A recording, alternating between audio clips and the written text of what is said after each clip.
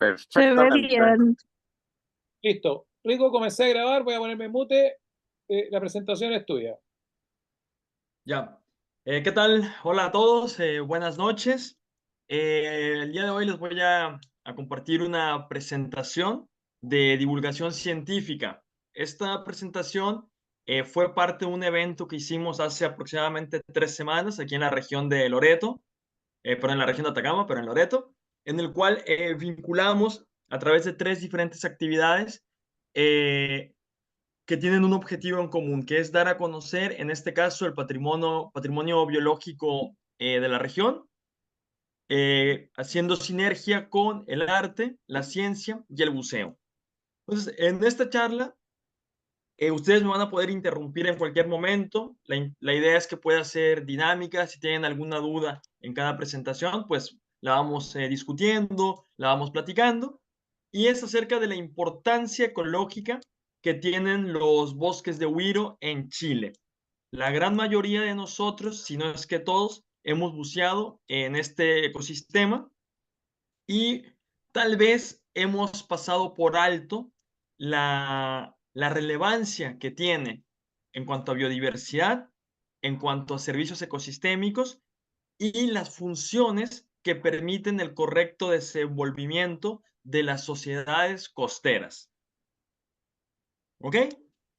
Pues vamos a partir con lo más básico.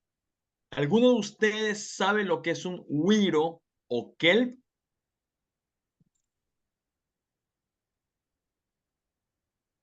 Un alga. Un alga, efectivamente, sí. ¿Alguien sabe algo más? Una planta. No, no es una planta. No sé. ¿No? Son Bueno, importantes como por los bien ecosistemas mencionó que Philip, albergan. los huiros son algas, no son plantas. Pero no es cualquier alga. Las algas podemos tener pueden ser algas verdes, algas rojas, algas pardas. Y también pueden ser microalgas o macroalgas. Entonces, tenemos que los huiros Disculpa, son... Rico, una pregunta. Sí, yo creo que sería Sí, bueno saber qué se entiende por alga. ok, ahí lo voy a tocar tranquilo. ¿Por qué las algas no son plantas? Porque evolutivamente, es decir, a través de los procesos geológicos y evolutivos, las algas se han diferenciado por tener adaptaciones al medio acuático, que puede ser agua dulce, agua salada, agua salobre, pero a diferencia de las plantas, van a tener estructuras y mecanismos biológicos totalmente diferentes. Por ejemplo, las plantas pueden hacer fotosíntesis, las algas también. Las algas tienen diferentes pigmentos que le dan la coloración, las plantas también. Sin embargo, cuando nosotros vamos un poco más allá, por ejemplo, la reproducción, tanto los órganos internos como los mecanismos reproductivos son diferentes. Por ejemplo, las algas se reproducen o se pueden reproducir con diferentes estrategias, entre ellos la fertilización por gametos masculinos y femeninos, que vamos a ver más adelante, lo liberan al medio, ocurre la fecundación y se desplazan de forma libre. Las plantas no lo pueden hacer. Necesitan el uso de polinizadores o dispersión a través del viento y tienen otras estructuras morfológicas que las hacen diferentes. ¿Quedó claro esto?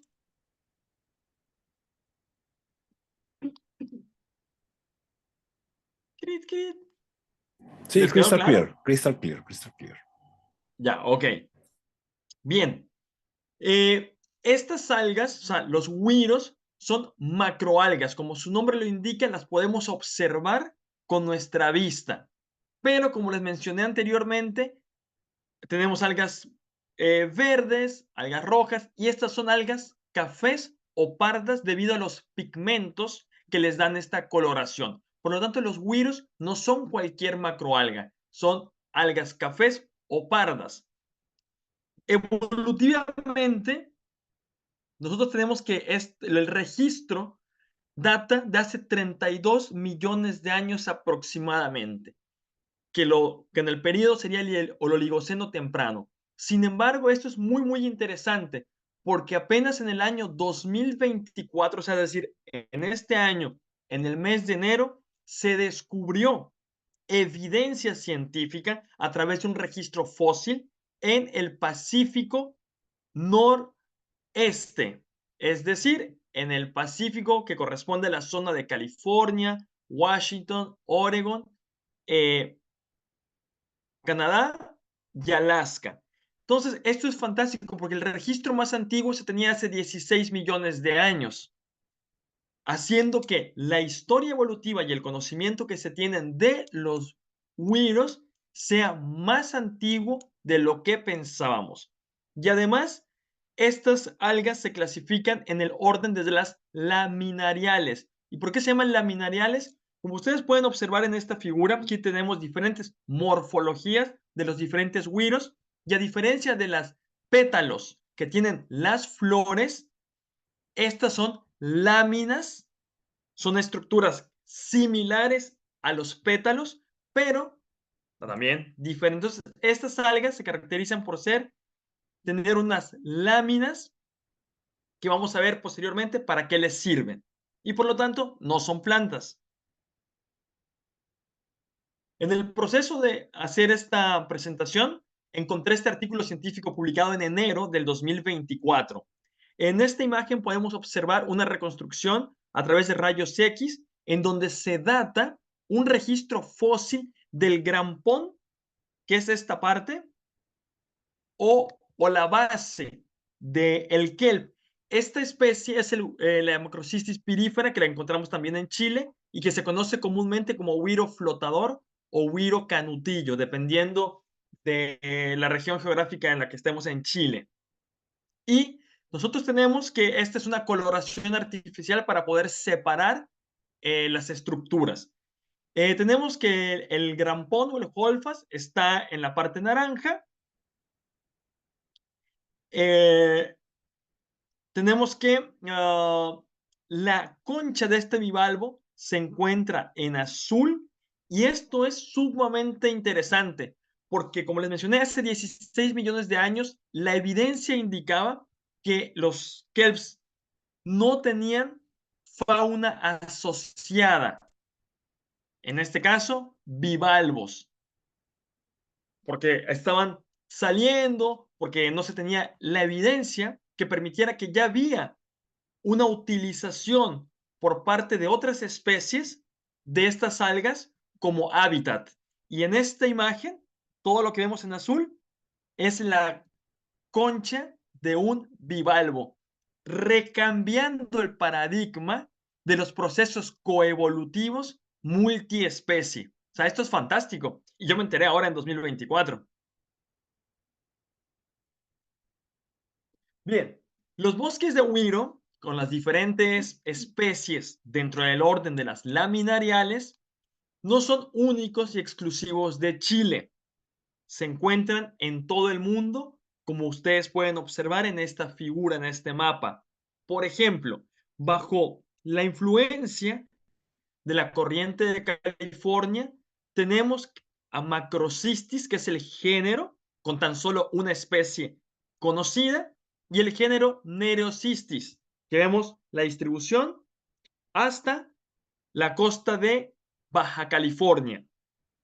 Después tenemos un salto en el cual no existen macroalgas, pero bajando ya las costas de Ecuador, Perú, Chile y Argentina, tenemos la presencia de nuevamente Macrocystis pirífera y los integrantes del género, las integrantes del género Lesonia, que son el güiro palo, el güiro negro, el güiro chascón. Si se dan cuenta, Macrocystis pirífera es tan fantástica que logra darle la vuelta. Baja por el Cabo de Hornos, el pasaje de Drake, y su distribución llega hasta las costas argentinas, siendo la única especie con distribución en el Pacífico y en el Atlántico. Si nos vamos más al norte, pasando al hemisferio norte, a altas latitudes, tenemos especies del género Laminaria. Pregunta, Tenemos, ¿hasta qué temperatura de agua resisten? Porque no se ve ok, abajo.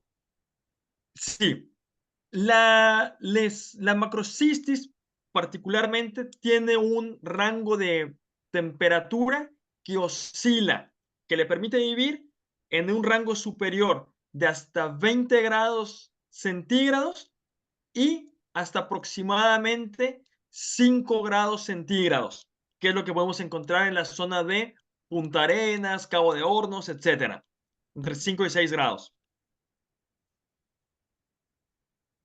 Entonces, si nos vamos más al norte, tenemos otras especies de kelps, como las laminarias, pero nuevamente macrocistis lo tenemos en la costa de Sudáfrica y macrocistis lo tenemos en la costa australiana y de Nueva Zelanda. Usen la cabeza y ustedes saben o intuyen por qué macrocistis la podemos encontrar en zonas tan o dispersas a lo largo del hemisferio sur. Rango de temperatura. Eso es uno, ¿sí? Pero luego, ¿por qué no La se corriente van marina. al hemisferio norte? Buena pregunta. Exacto, Daniel acaba de decir algo muy importante, corriente marina. Si nos vemos, aquí tenemos, con el cursor voy a marcar lo que es la Antártida. Aquí está la corriente subantártica. Geológicamente y evolutivamente, cuando los continentes o las masas de tierra, como las conocemos actualmente, estaban en proceso de formación, esta corriente era aún más intensa.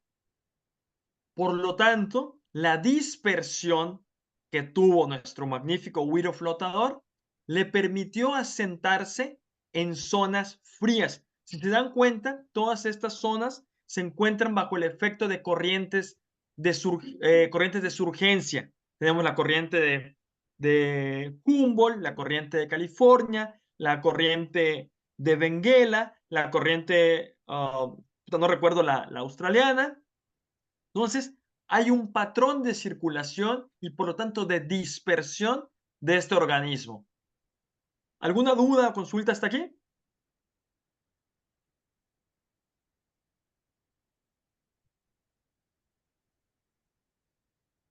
20 grados. Eso significa que, porque en teoría, ¿por qué no tenemos más, no más arriba en la costa de África? ¿Por qué? Porque macrocistis va a necesitar de nutrientes. Y luego, bueno, les voy a hablar más adelante. Esos 20 grados es hasta donde puede sobrevivir antes de que haya un estrés térmico y generen mortalidad.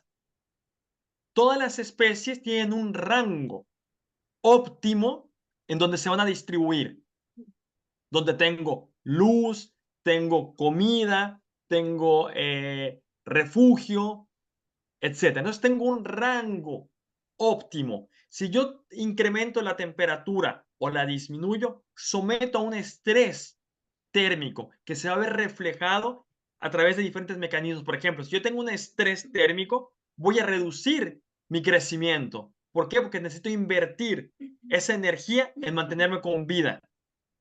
Si yo me someto a un estrés térmico, yo voy a bajar mi fertilidad o mi tasa de fertilidad. ¿Por qué? Porque nuevamente requiero esa energía para mantenerme vivo. Pero macrocistis, más adelante les voy a mencionar, tiene unas características súper interesantes que le permite mover nutrientes desde el grampón hacia arriba, pasando por las estipes y las láminas, para evitar la mortalidad. Pero cuando tenemos efectos como las ondas de calor o el efecto niño y disminuye la termoclina por debajo del grampón y esta termoclina se mantiene de manera continua, los nutrientes ya no van a llegar y ahí ocurre una mortalidad de la alga o del alga. Pregunta. Dime. diferencias fundamentales entre laminaria y macrostitis. Macrocistis es un alga que es el organismo vivo con la segunda tasa de crecimiento más rápida del mundo, solo por debajo del bambú. Más adelante vamos a ver las estructuras morfológicas que hacen diferentes entre una y otra, para que lo puedan visualizar. ¿Ok? Todo eso está cubierto. Por ejemplo, ahora respondiendo a la pregunta de Philip, ¿por qué son diferentes? La morfología, los mecanismos reproductivos, la ecofisiología, el cómo tengo variabilidad genética, van a ser elementos que nos permiten diferenciar entre las especies, sus diferentes orígenes evolutivos, de dónde parten, de dónde se originaron, etc. Vamos a primero a ver a Macrocistis pirífera, que se le conoce como huiro flotador o huiro canutillo. Su nombre científico es Macrocistis pirífera. La estructura de nuestra alga, a diferencia de las plantas, tenemos que son estructuras muy similares en función, pero adaptadas a diferente medio. Por ejemplo, lo que sería el equivalente a una raíz, aquí se llama grampón o base. Sin embargo, la raíz se afianza al sustrato, al suelo, y el grampón también se afianza al sustrato, pero no se enraiza. ¿Ok? Después, lo que sería el equivalente a los tallos, como podemos ver aquí, se llaman estipes. Estos estipes le van a mantener o le van a proporcionar la estructura vertical asociada a otra estructura anatómica o morfológica. Por ejemplo, ustedes pueden ver la lámina, por eso se llaman laminariales. Aquí, esto, aquí vemos la lámina, pero también estas pelotitas o estructuras tienen gas que le permite a la macroalga estar erguida.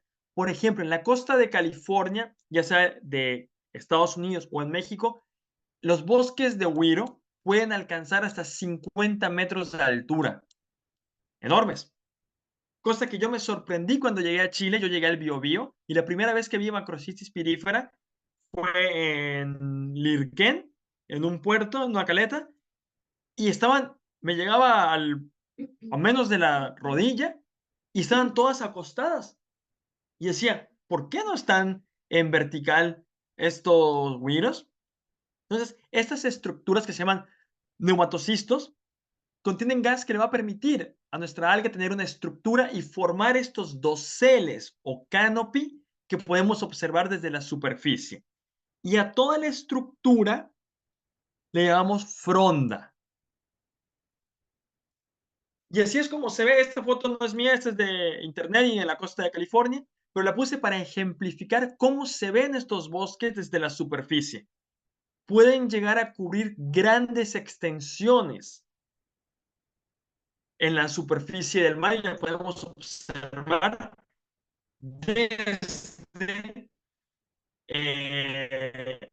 el avión, desde ahora el uso de drones, etc. Pero, bueno, con diferentes especies que tenemos en Chile, tenemos que los del género Lesonia también presentan un grampón. Pero si se dan cuenta, es más pequeño, tiene menos talos que le permiten afianzarse al sustrato. Adicionalmente, el dosel no es tan grande como con Macrocistis. Aquí podemos ver diferentes fotografías donde se ve la estructura y también, si se dan cuenta, las estipes son mucho más gruesas y más duras, más rígidas, a diferencia de las estirpes de Macrocystis. Y finalmente, el dosel que forman las especies de este género no es tan alto, no llega hasta la superficie como con Macrocystis pirífera. Y así es como se ve un bosque de, en este caso, huiro palo, un bosque sano que no ha tenido efecto de extracción porque es alto. O sea, el dosel es alto. Y bien, ¿cuántas especies habitan en Chile? Tenemos que dentro del género Lesonia, además de Lesonia trabeculata, que es nuestro güiro palo, tenemos la Lesonia spicata. Estas dos especies, hasta hace no mucho tiempo, se pensaban que era una misma.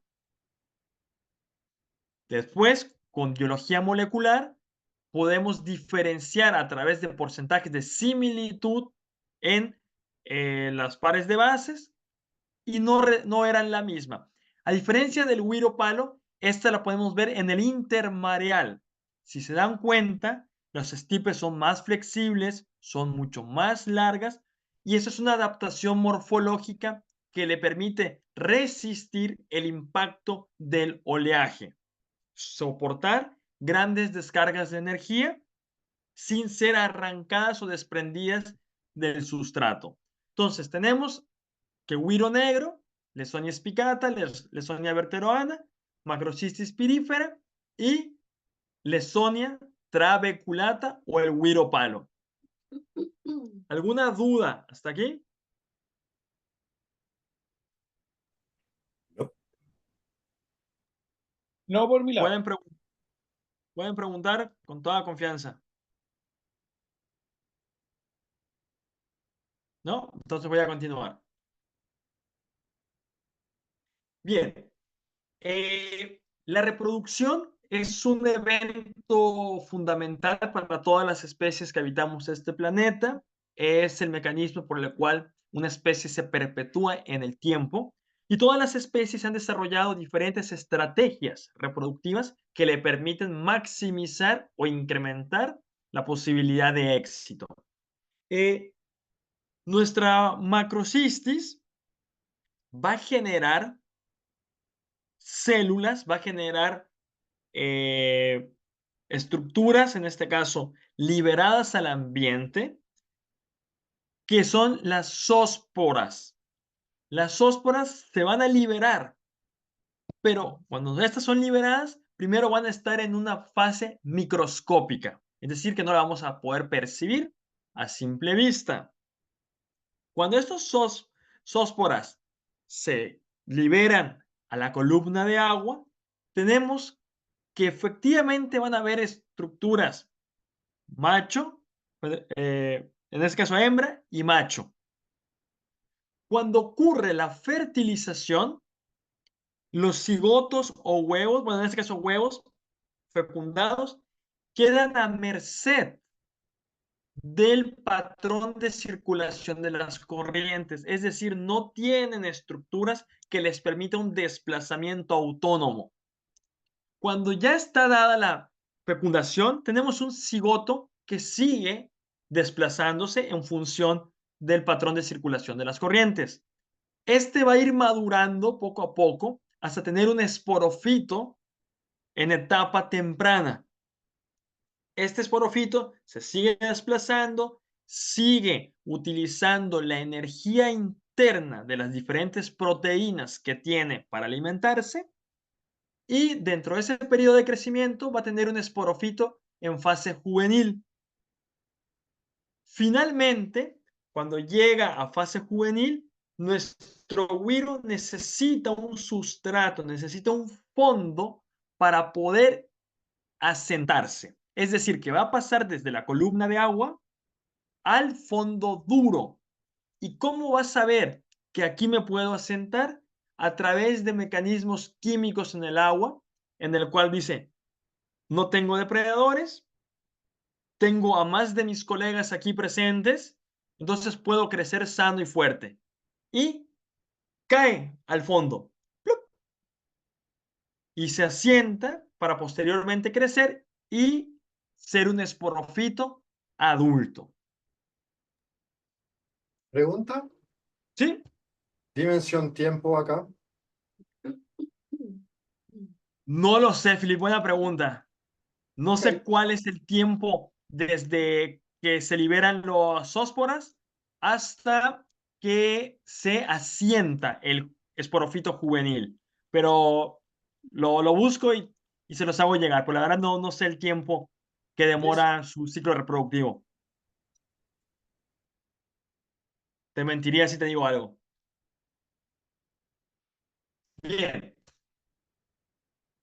Tenemos que los bosques de Wiro, además de su importancia evolutiva, su diversidad, juegan un papel fundamental porque son especies que se le conoce como especies ingenieras. Una especie ingeniera está definida como las especies que pueden modificar la estructura física del fondo marino.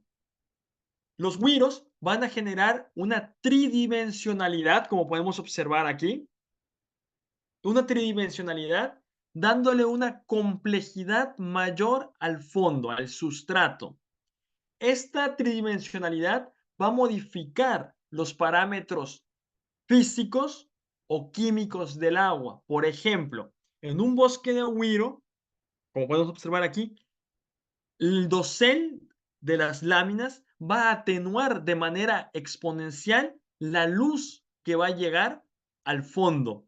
Por lo tanto, va a haber especies que van a necesitar más o menos luz. Además, la temperatura del agua va a cambiar a lo largo de la columna de agua. El oxígeno, el pH, la turbidez, debido a que el grampón también funciona como trampa de sedimento, haciendo que los fondos sean más estables. Entonces, esta característica de ser una especie ingeniera nos va a permitir que múltiples especies puedan colonizar diferentes nichos. Además, como les mencioné anteriormente, Macrocystis va a requerir de nutrientes y luz para crecer, siendo el organismo, el segundo organismo con la tasa de crecimiento más elevada, su biomasa, es decir, la cantidad de masa o materia, por decirlo de alguna forma, disponible es muy, muy grande. Además, estos bosques de Wiro pueden ser utilizados por las especies como zonas de alimentación, zonas de guardería y refugio. ¿Por qué consideran ustedes que puede ser una zona de refugio en contra de depredadores?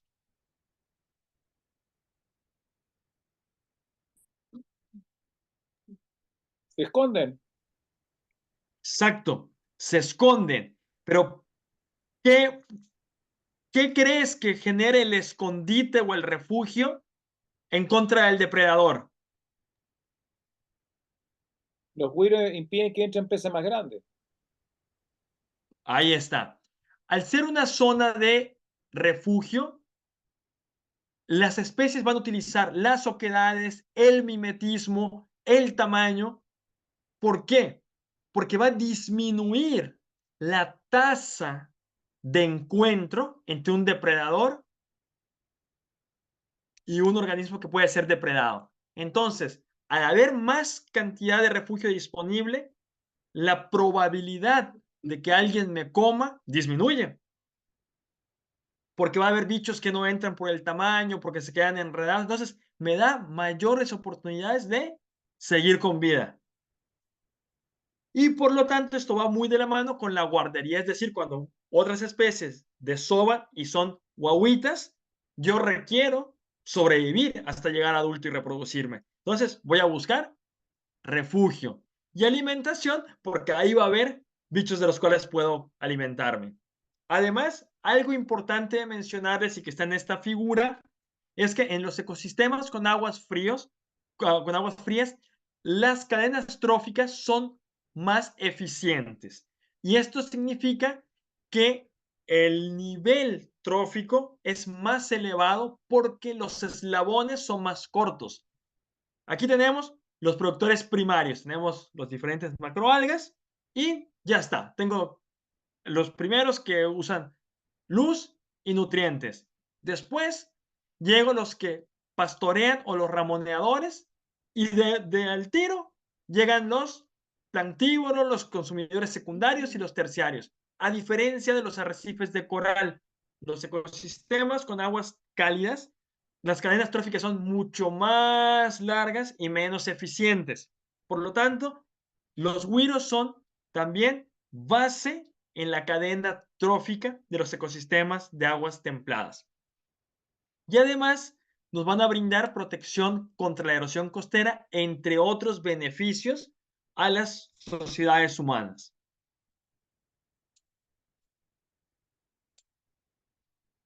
Bueno, muchos de ustedes ya han buceado en bosques de güiro y estas son algunas de las especies más comunes que podemos encontrar en los güirales. A ver, Pregunta. sí, dime. No sé si lo dijiste, pero ¿de qué se alimentan los güiros? Ok, los güiros van a necesitar nutrientes. Los principales nutrientes que ellos van a requerir son fósforo y nitrógeno. Ese es el principal alimento junto con la luz, fósforo y nitrógeno.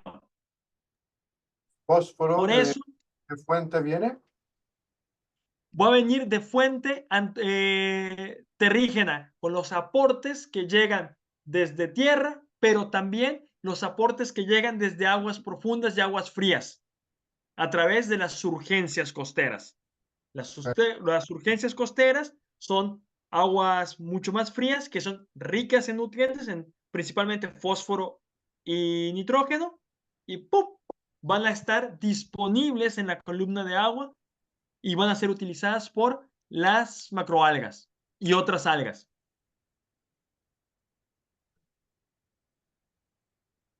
Por eso, cuando, por ejemplo, no sé si se han enterado que en el Caribe mexicano y en otras partes del Caribe ha habido estos blooms de sargazo, que es otra macroalga. Estos blooms se incrementan por la temperatura del mar, la luz, pero el aporte de descargas de residuos nitrogenados y fosforados que vienen sobre todo de la agricultura. Entonces, todos estos fertilizantes que son utilizados en la agricultura, que desembocan en el mar, van a incrementar las concentraciones. Entonces, si yo tengo luz y tengo comidita, ¡boom!, exploto mis abundancias. Bien, ¿alguien me podría decir qué especie se reconoce en esta figura?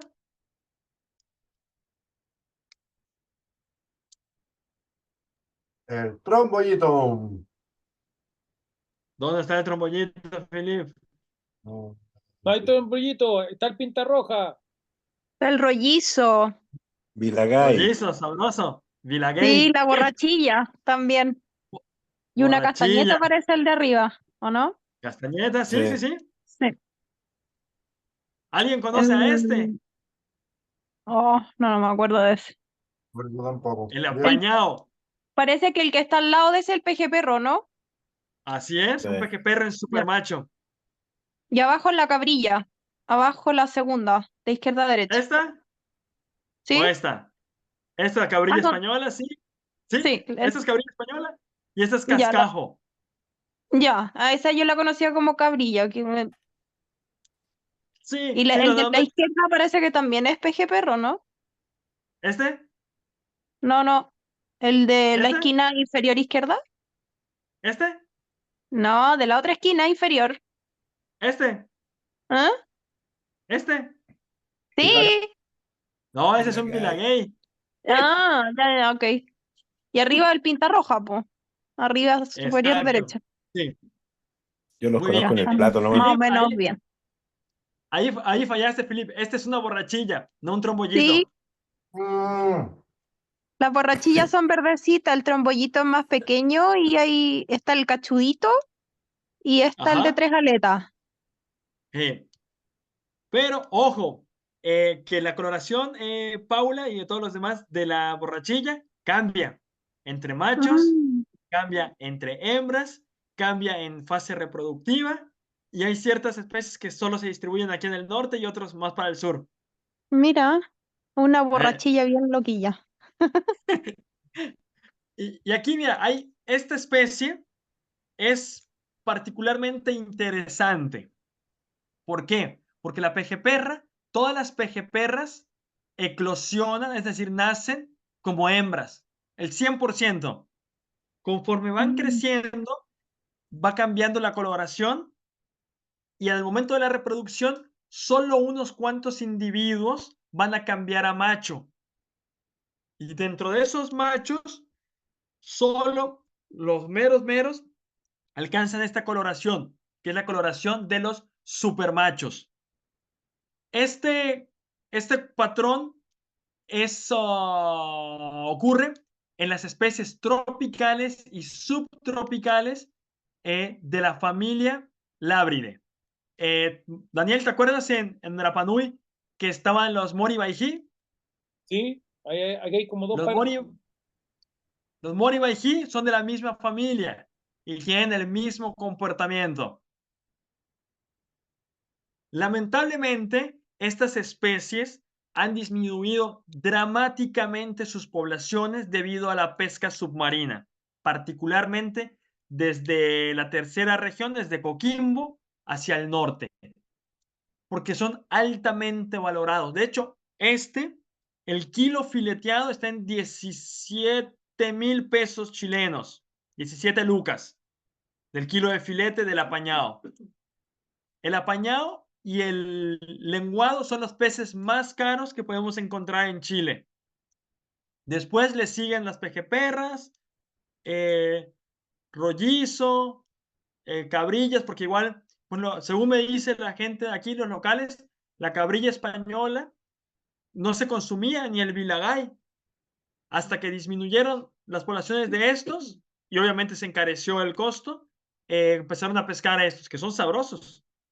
Por ejemplo, yo probé el apañado ya en 2, 3 ocasiones y sinceramente no ha sido mi mejor pez. Yo me quedo con el rollizo y con la cabrilla, para mí. Lo probé en sashimi en un restaurante pituco de Bahía Inglesa y la primera es que no tengo la certeza que me lo hayan dado, que sea lo que me hayan dicho. Y lo probé crudo, porque me gusta siempre saber, y no fue. Después lo probé en ceviche, es rico, no digo que no, pero yo me quedaría por mucho con el rollizo. Y este no lo he probado. De hecho, hasta pena me daría. Apenas vi uno gigante hace un par de meses haciendo pesca submarina y yo creo que no le dispararía. Pobrecita.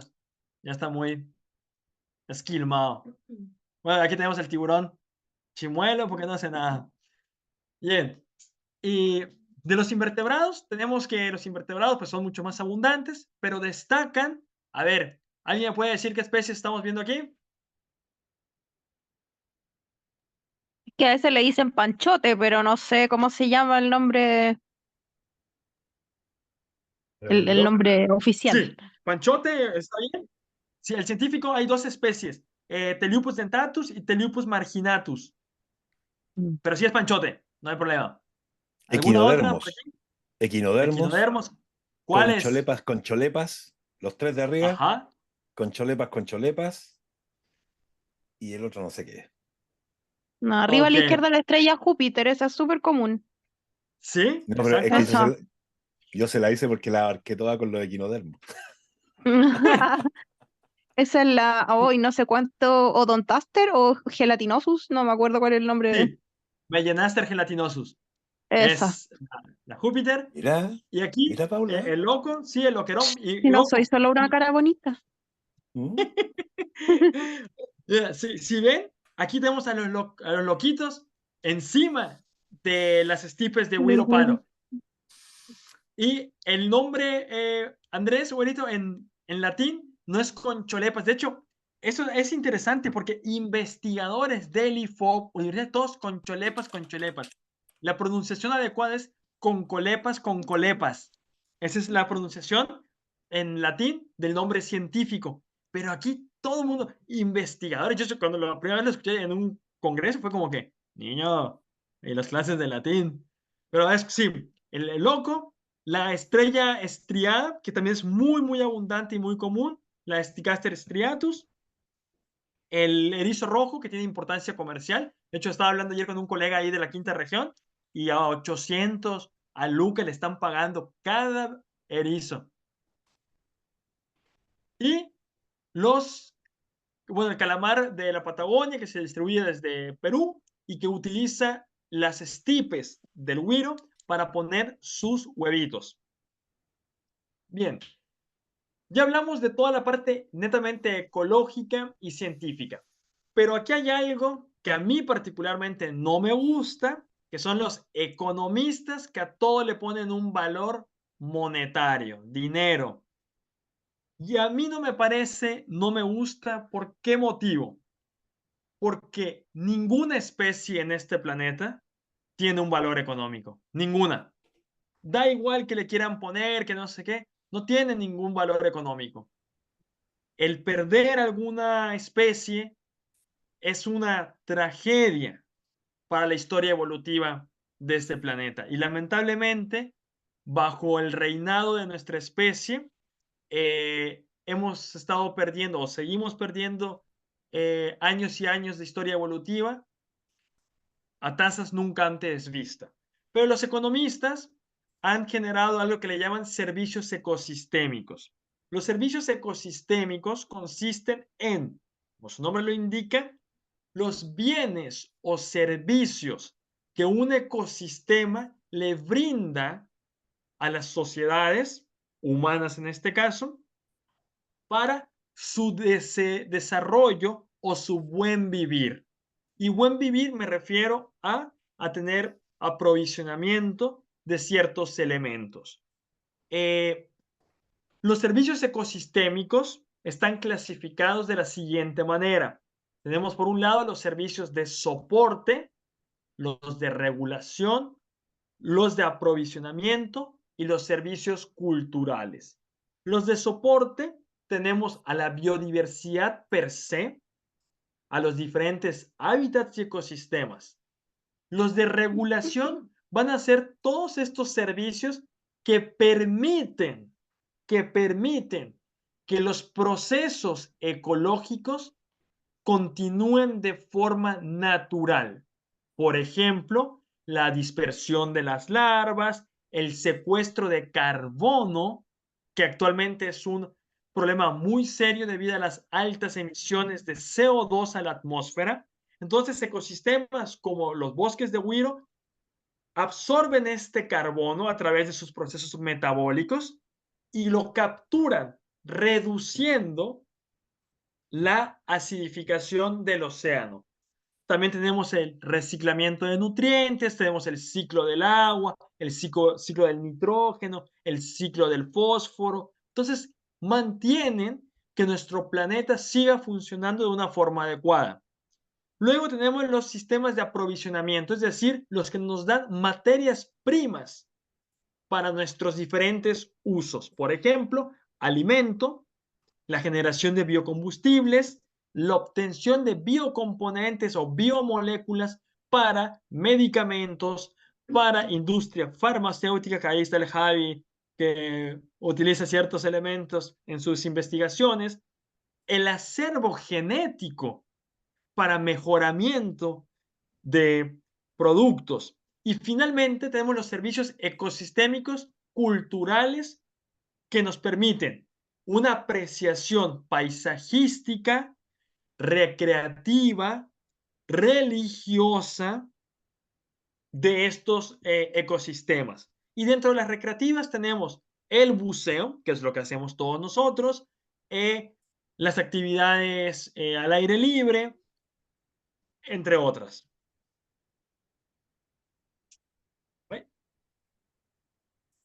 Ahora, espérame. Bueno, aquí de una manera totalmente visual, tenemos la rueda de las clasificaciones de los servicios ecosistémicos en general. Por ejemplo, nos brindan agua limpia, los de regulación van a mantener la calidad del aire, la regulación normal del clima, evitar la erosión, la formación de suelo, valores espirituales y religiosos, valores estéticos, etcétera. Pero a nivel netamente marino, tenemos que lo que nosotros más o menos nos dedicamos, que es la recreación y el turismo, es una fuente de ingreso muy, muy grande. Más o menos hay un trabajo que se publicó en el 2023 que hace una valoración a nivel global de estos servicios ecosistémicos, incluyendo la parte de Chile, y más o menos lo que se genera por turismo, pesca recreativa, tours de kayak, snorkeling, avistamiento de fauna desde embarcación, senderismo, etcétera, puede llegar, si no me equivoco, hasta 400.000 millones de dólares. Una locura. Por el uso que le dan a las personas. Sin embargo, nuestros bosques de Wiro se encuentran severamente amenazados, particularmente en la costa chilena. ¿Y por qué? ¿Alguien sabe cuál es la principal amenaza que tienen los bosques de Wiro aquí en Chile? El barreteo. El barreteo, exacto. ¿Y qué es el barreteo, bonito? Se meten con un diablo a barretear a las bases de las plantas de kelp, o sea, de los algas de kelp. Sí.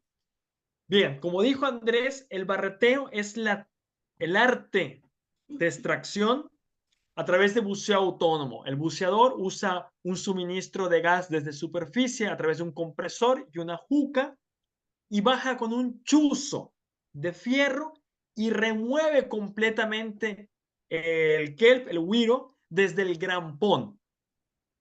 Lo que hace que esta extracción sea sumamente agresiva y que deje peladeros debajo del agua, llevándose completamente a toda la biodiversidad asociada a los bosques de Wiro, pero también a los recursos de alto valor económico como nuestro loco y erizos. En Chile, la técnica adecuada y recomendada es la poda, sacar las láminas, pero se llevan toda el alga porque genera más peso, más biomasa. Y esto se traduce en un mayor rendimiento. Cuando nosotros removemos completamente el bosque de macroalgas, hacemos un cambio en el ecosistema que es irreversible.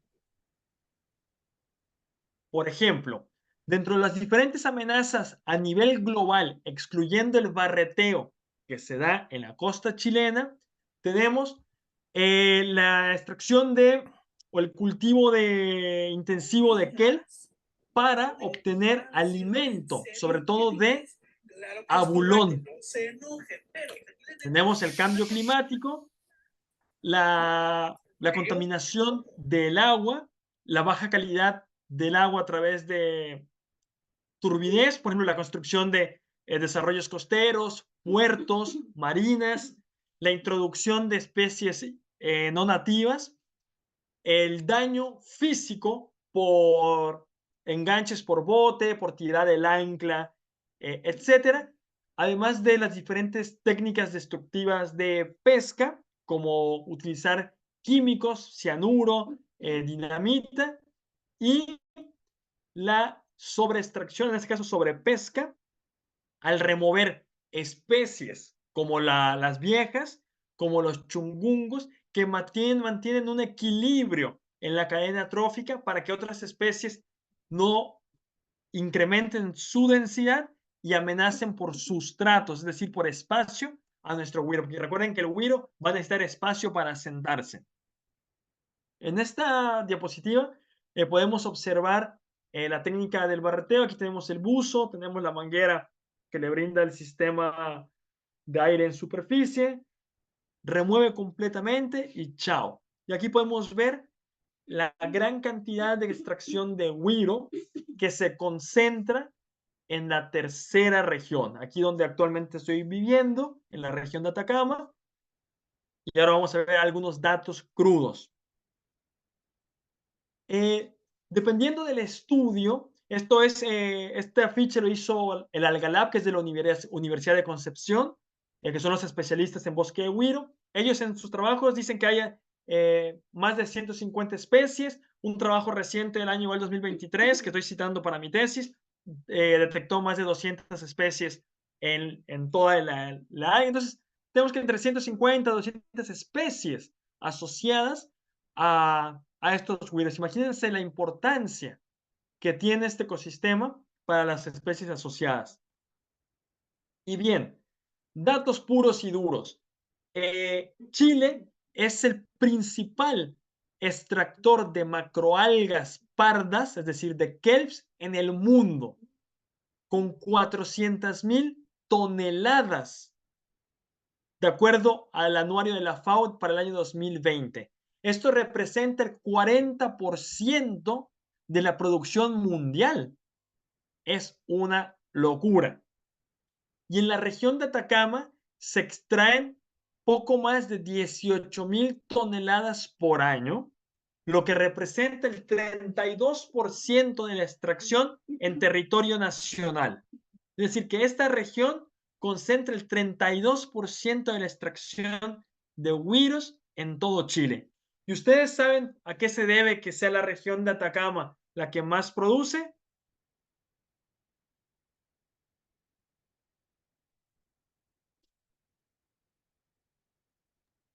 Ni idea. ¿Será el clima? Que no tienen El clima. ingreso, tienen menos fuentes de ingreso de la agricultura. No, es el clima, como bien dijo Paula. ¿Por qué? Porque aquí tenemos sol gran parte del año, tenemos la humedad ideal para que la calidad del güiro no se reseque tanto y se fragmente, y el bajo costo, porque esto se tiende en la playa y se deja ahí a secar. Entonces, es el clima, las condiciones ambientales lo que hace que Atacama sea la principal región que extrae güiro. Y ojo, este dato lo saqué de un artículo científico y no considera el tráfico ilegal, que esto lo tenemos a pie de playa. De hecho, donde está Atacama Diving, el centro de los colegas, ahí extraen güiro de manera ilegal. De hecho, cuando hicimos este evento, estábamos cruzando los dedos, los dedos para que la gente no viera y que el gallo que pescaba, a pesar que no dijimos nada, él cachó la jugada y se abstuvo de estar haciendo faena, porque imagínense, hablando de conservación de güiros y el güiro ahí tirado. Pero es un problema muy, muy grande que hay en la región. Y bien, aquí ya estamos terminando y les mencionaba, cuando nosotros tenemos nuestro bosque de kelp sano, lindo, con los chungungos y nuestros pejeperros, tenemos un sistema en equilibrio. Cuando nosotros removemos de forma natural o artificial por sobrepesca a los depredadores, vamos a generar una alteración en la cadena trófica, en el cual esta eliminación de ciertas especies va a beneficiar a otras, incrementando sus abundancias. Por lo tanto, se genera una competencia por espacio. Recordemos, como ya les mencioné, que el güiro requiere espacio físico, el fondo. Pero cuando hay más erizos, el erizo es el principal depredador y competidor por fase. Un cambio en el ecosistema en el cual nuestros bosques de güiro, y como pueden observar, aquí ya vemos un cambio de fase, donde tenemos un bosque de güiro, este es en la costa de Inglaterra, y ¡blum! Desaparecen y tenemos estos desiertos de erizo, como pueden observar. Entonces, hay una competencia por el fuego, y aparte que está sabroso porque está tiernito. Entonces, hay un cambio de fase. Adicionalmente, los güiros se ven amenazados por un fenómeno que se llama las ondas de calor. Las ondas de calor van a ser fenómenos oceanográficos de gran escala que calientan la temperatura superficial del mar por periodos prolongados. Este calentamiento va a generar que nuestro kelp empiece a tener un estrés, hasta llegar a un punto en el cual más o menos a los 23 grados genera la mortalidad y va a haber un cambio de fase de kelp a algas o un arrecife de turf, lo que es algas como tapetitos. Y ya no hay vuelta atrás. Pero si no se supera este umbral, aquí podemos ver una reversión de la fase en el cual nuestro sistema, a través de la resiliencia, puede regresar a su estado original. Pero si esto no ocurre, hay un cambio de fase y nuestro bosque de güiro se ha ido. Y bien, ya para finalizar, no todo es pesimismo, no todo es tragedia, siempre queda el poder hacer investigación para poder generar información que nos permitan tener mejores medidas de gestión y manejo de los recursos. Aquí el problema no es no extraer los recursos, sino extraerlos de una forma que sean sostenibles, que sean una forma que nos permita mantener nuestros ecosistemas, que continúen los diferentes procesos ecológicos y que además nos permita permanecer en la zona. Porque al final, si nosotros acabamos con esto, tenemos inundaciones, tenemos tormentas con mayor impacto, se inunda la casa de la playa, cuando venga el tsunami, no hay barreras físicas que atenúen la energía de las olas, de las mareas, etc. Y bien, muchas gracias por su atención. Si tienen alguna pregunta o duda, ya saben que es todo oídos, todo platicable, y espero que les haya gustado la charla. Grazie mille. Gracias, Rigo. Par de preguntas. Muchas gracias. Súper interesante. Iba a ponerme a tono. Gracias, Paulita. Dime, Filip. El vino flotador. Ven para acá. Profundidad de los güiros. Profundidad de los güiros. La profundidad cambia. En el hemisferio norte, Filip, güiro flotador, yo lo he visto desde los 3 metros, 4 metros, hasta el más profundo que me ha tocado, 36, 38, alto. Era gigante, de hecho te tapa toda la luz, es súper bonito. Tienes a las focas en el hemisferio norte, tienes a las focas. Aquí en Chile, en el Biobío, donde yo trabajé en 4 localidades de güiro flotador, no más de 12 metros. Mi buceo más profundo son 11.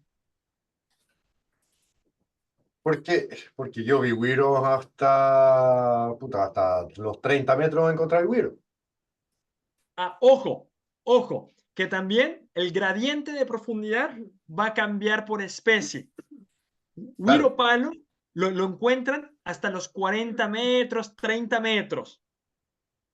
Y no más. ¿Por qué? Porque ya no llega la luz suficiente. Su perfil de distribución en el gradiente de profundidad va a estar determinado por la luz disponible para su crecimiento.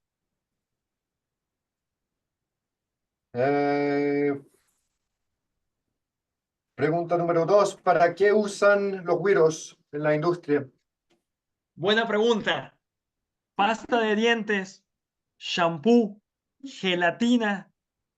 Se extraen diferentes sustancias. Por ejemplo, tienes el agar o el agar, y los carrageninos. Entonces, estos son sustancias que van a ser aglutinantes en la industria alimenticia, en la industria farmacéutica y que va a generar coloides. El shampoo, la pasta de dientes son coloides, entonces ahí lo tienes. También se utiliza para clarificante de cerveza.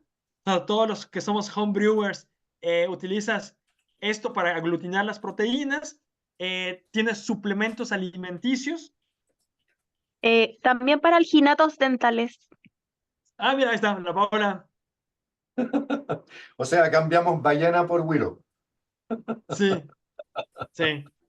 Algo Entonces, así. tiene una amplia utilidad en diferentes industrias, Filip. Por eso son tan requeridos.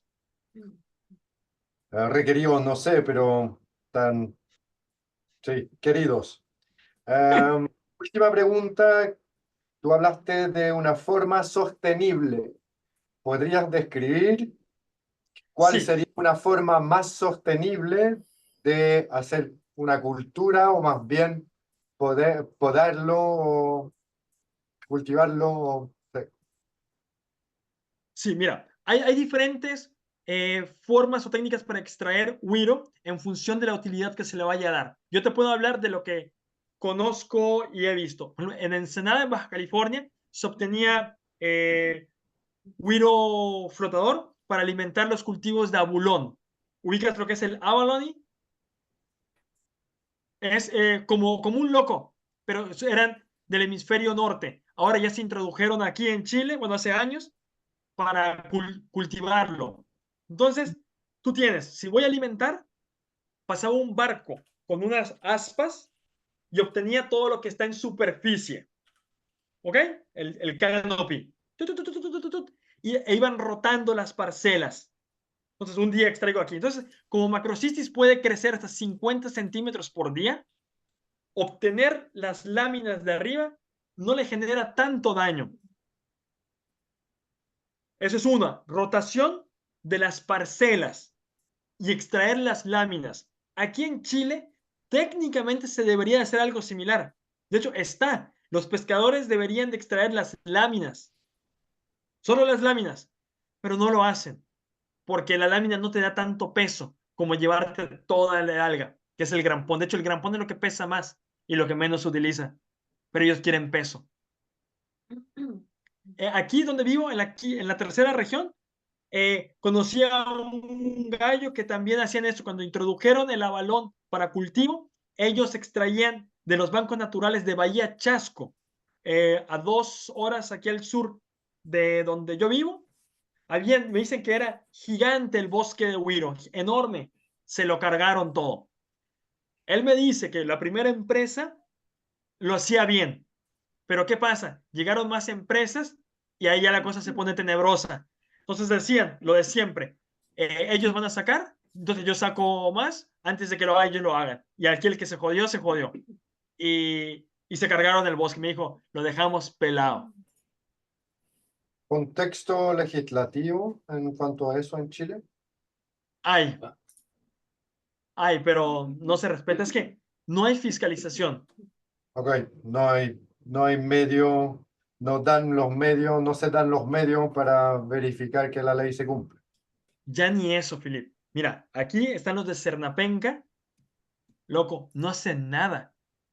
De verdad, Filip, yo tengo conocidos que han reportado, o sea, todos sabemos, o sea, Caldera tiene una salida, dos salidas, por el norte y el sur. Les han hablado a los cernapencos para que vayan a fiscalizar y no llegan. No llegan. Loco, me han dicho aquí que los militares con el camión lleno, con la marina, hola, ¿qué tal? Buenas, sí. Pasando todo Es el que Wiro. los que tienen que fiscalizar eso es Senapesca, y Senapesca no hace su pega porque es un lugar ¿No? de... Están metidos en su oficina. ¿Sí? No, sí, Ayer, disculpa, Senapesca, el que tiene la obligación de fiscalizar es Senapesca, y Senapesca sí, eh, sí. es un Ellos están asunto metidos en político, su oficina. están con puros gallos políticos. El que tiene Ayer, atribuciones, lo único que tiene atribuciones para ver eso es Senapesca, y Senapesca lo que puede pedir es Apoyo de la fuerza, sí. pero O en no caso de que puede, no violencia, puede no. llegar una entidad carabinero Sí, y armada a retirar si no viene a ser una pesca, porque es sí, como, el sistema de justicia. La detención sí, la hace una orden judicial, esto es lo mismo, es en la pesca el que medite. El resto no puede sí. hacer nada. Y no lo hace. Ayer me mandaron foto y videos de Cernapenca aquí en el muelle de Caldera, parados con las manos dentro de sus chaquetitas, viendo, me dijo, estos güeyes no hacen nada, viendo, ni siquiera se manchan las manos de, a ver, voy a verificar qué bicharraco es. Me dice mi